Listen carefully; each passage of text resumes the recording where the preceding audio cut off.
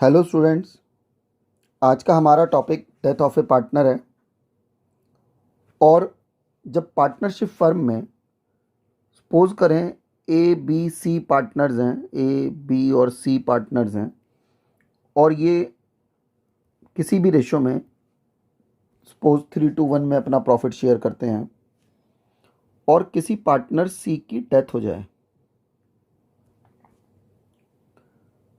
During the year, तो सी की death होने के बाद इस सी पार्टनर का जितना भी पैसा फर्म में लगा हुआ है, इसके लीगल रिप्रेजेंटेटिव, इसके परिवार वाले, फैमिली मेंबर्स, इसके हिस्से की डिमांड करते हैं ए और बी से।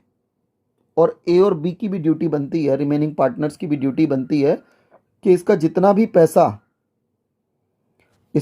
भी पैसा है वो सब सी के लीगल रिप्रेजेंटेटिव को दें। तो इसका जो भी पैसा हमारा बनता है, जैसे इसने फर्म में जितनी भी कैपिटल लगाई हुई है, इसका रिजर्व में जितना भी हिस्सा है, इसके हिस्से की गुडविल, रिवैल्यूएशन प्रॉफिट में इसका हिस्सा, और अगर फर्म ने कोई जॉइंट लाइफ पॉलिसी करा रखी है तो जॉइंट लाइफ पॉलिसी में भी उसका हिस्सा, प्रॉफिट्स में शेयर, अगर पार्टनरशिप डीड में इंटरेस्ट ऑन कैपिटल देने का कोई प्रोविजन है तो इंटरेस्ट ऑन कैपिटल भी, और अगर सैलरी और कमीशन भी देना है तो सैलरी और कमीशन भी। ये सब जिस पार्टनर की डेथ हो रही है उसके लीगल रिप्रेजेंटेटिव को दिए जाएंगे। इन सब का टोटल करके जितना पैसा उसका बनता है दिया जाएगा।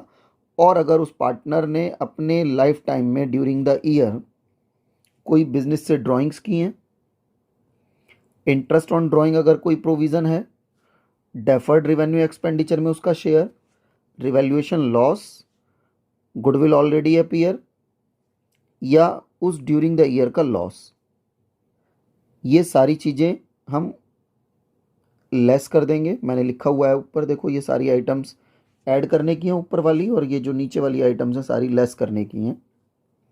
और ये डेथ ऑफ ए पार्टनर का पार्ट 3 है। इससे पहले भी हमने फर्स्ट और सेकंड पार्ट बनाए हुए हैं। इस वीडियो के साथ आप वो पार्ट भी ज़रूर देखें तो आपके ये सारे टॉपिक्स क्लियर हो जाएंगे।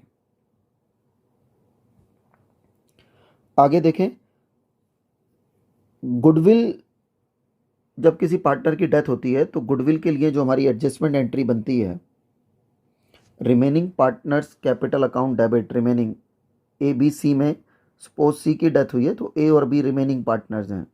Remaining partners capital account debit to deceased partner जिसकी डेथ हुई है, कैपिटल अकाउंट, ये एंट्री बनती है इन गेनिंग रेशो। ठीक है।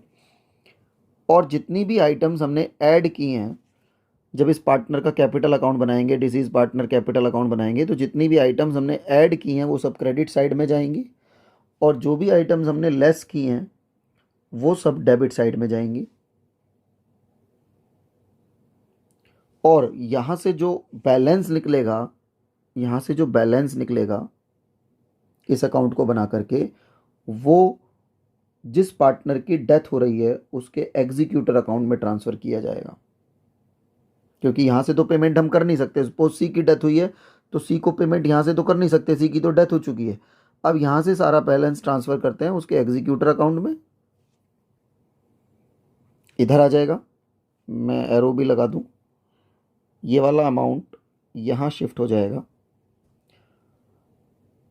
और अगर हम सारे अमाउंट की पेमेंट कर देते हैं तो बैंक के थ्रू ट्रांसफ़र हो जाएगा, और पार्शली पेमेंट करते हैं, जैसे सपोज करो कि ये अमाउंट 2 लाख रुपए आ गया,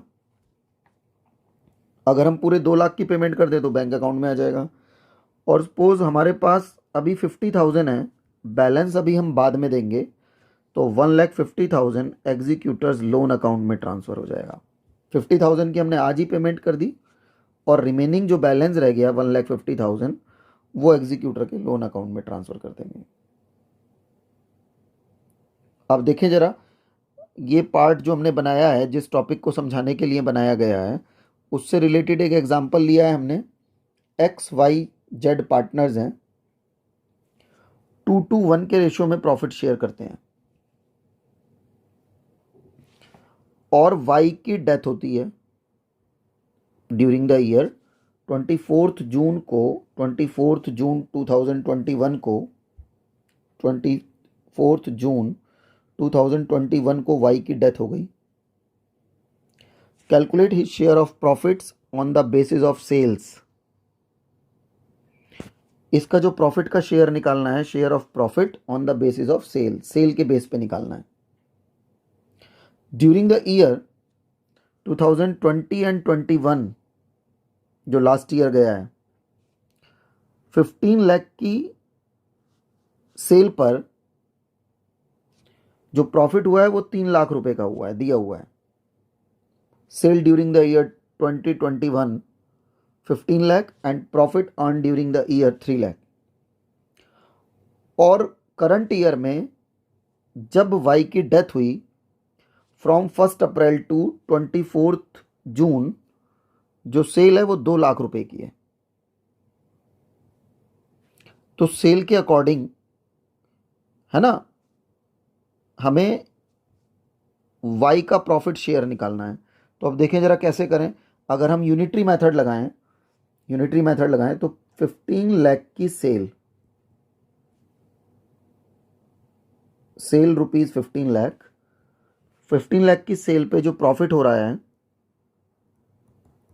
जो प्रॉफिट हुआ है वो हुआ है रुपीज 3 लाख का प्रॉफिट है, 3 लाख रुपए का प्रॉफिट है। और 1 रुपीज की सेल पे जो प्रॉफिट होगा वो 3 लाख अपॉन में 15 लाख हो जाएगा। और ड्यूरिंग द ईयर की जो सेल है रुपीज 2 लाख, तो 2 लाख रुपए की सेल पे जो प्रॉफिट होगा, सेल रुपीज 2 लाख, तो ये हो जाएगा 3 लाख अपॉन में 15 लाख इनटू में 2 लाख। 3 5 जा और 5 4 जा 20।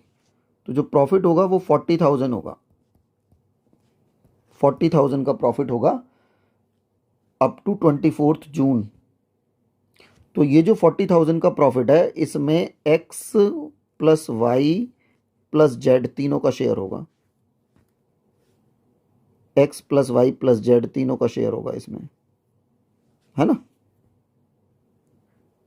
तीनों का शेयर होगा, X plus Y plus Z. तो वाई की डेथ हो रही है, हमें तो वाई का शेयर निकालना है। तो वाई का शेयर निकाल देंगे, वाइज शेयर इन प्रॉफिट्स। तो 40,000 इंटू वाई का शेयर देखें कितना है, 2 2 4 और 1 5, 2/5 है ना, 2/5 हो जाएगा वाई का शेयर। तो इसको कर देंगे 2/5, 5 8 जा 8 2 जा 16, 16,000 रुपये वाई का शेयर आ जाएगा। और इस प्रॉफिट की एंट्री करने के लिए जो जर्नल एंट्री बनेगी, क्योंकि अब ये प्रॉफिट ईयर के बीच में कैलकुलेट किया गया है, at the end of the year तो किया नहीं गया, प्रॉफिट एंड लॉस अकाउंट तो बनाया नहीं है। लास्ट ईयर की सेल की परसेंटेज के रेशो में हमने इस साल की प्रॉफिट परसेंटेज निकाल दी है। तो वो 40,000 प्रॉफिट आ रहा है 24 जून तक का, और वहाँ से वाई का शेयर 16,000 आ जाएगा। अब जब इसकी जर्नल एंट्री डालेंगे तो वो एंट्री बनेगी profit and loss suspense account debit to wise capital account,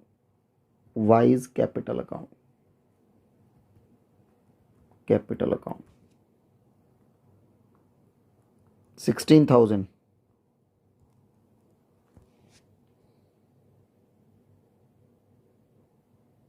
ठीक है, अब ये जर्नल एंट्री हो जाएगी। अब एक एंट्री और देखें, नरेशन और लिख दें इसकी, Y's share of profit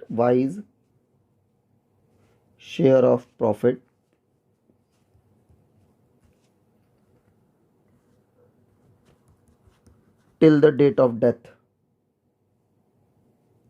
date of death, ये हो गया एक कॉन्सेप्ट, तो ये हो गया। अब दूसरा इधर ध्यान दो, on wise death goodwill of the firm was valued 1,20,000। Firm की गुडविल 1,20,000 की थी, तो फर्म की गुडविल में पहले वाई की गुडविल निकाल दें, यहीं कर दें, वाइज गुडविल 1,20,000 इंटू वाई का शेयर कितना है 2/5, 2/5, तो ये हो जाएगा 5 2 ज़ा 10 और 5 4 ज़ा 20, 24 इंटू 2 48,000, 48,000 ये वाई के हिस्से की गुडविल आ जाएगी। बॉक्स में डाल दिया मैंने, वाई के हिस्से की गुडविल। अब इस अमाउंट से जो जर्नल एंट्री बनेगी, सेकेंड एंट्री हमारी हो जाएगी रिमेनिंग टू डिसीज पार्टनर। रिमेनिंग कौन है, एक्स एंड जेड, वाई की डेथ हो रही है ना, तो X capital account debit, capital account debit,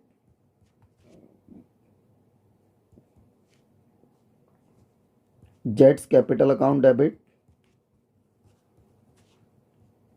to wise capital account, Y's capital account, capital account. और गुडविल जो ट्रांसफर होती है वो होती है in gaining ratio, gaining ratio. अब यहां देखें जरा गेनिंग रेशो क्या है, दैट इज, देखते हैं एक बार, कोई कंडीशन नहीं दी हुई, एक्स और जेड के न्यू रेशो नहीं दिए हुए, तो रिमेनिंग पार्टनर कौन बचा, एक्स और जेड बच गए, और इनकी रेशो हो गई 2:1, यही इनकी न्यू रेशो है। और जब कोई कंडीशन नहीं दी होती, न्यू रेशो, और जब कोई कंडीशन नहीं है तो यही 2:1 इनकी गेनिंग रेशो हो जाएगी, गेनिंग रेशो। तो 2:1 गेनिंग रेशो में 48,000 को डिवाइड कर देंगे, 48,000 जो वाई के हिस्से की गुडविल है, इसको 2:1 में डिवाइड करेंगे, दैट इज 2:1, तो ये हो जाएगा 16,000 एंड 32,000।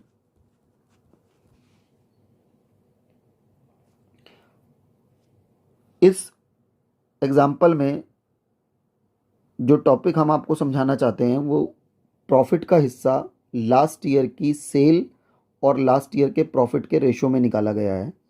लास्ट ईयर की सेल 15 लाख थी, 15 लाख की लास्ट ईयर की सेल पे प्रॉफिट जो था वो 3 लाख का था। तो हमने एज्यूम किया कि अगर सेल 1 रुपये हो तो प्रॉफिट कितना होगा, यूनिटरी मेथड, और up to 24 June, up to 24 June 21 जो सेल है वो 2 लाख रुपए की है, तो प्रॉफिट कितना हुआ, 40,000 का प्रॉफिट होगा। तो जो ये 40,000 का प्रॉफिट है ये तो X plus Y plus Z तीनों का है, और इसमें हमने वाई का शेयर निकाल दिया 2/5, 16,000 वाई का शेयर है।